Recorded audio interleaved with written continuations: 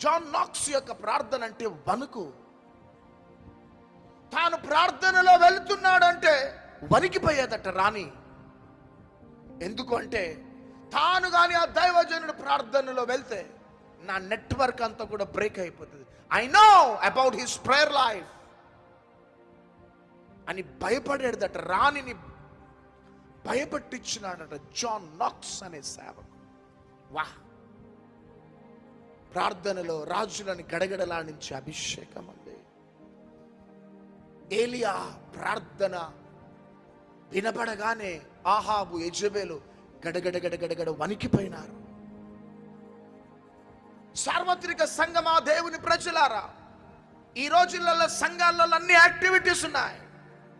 కానీ come on, let us all pray, ప్రార్థన చేద్దాం రండి అంటే రారు ఎవరు. పాటల రిహార్సల్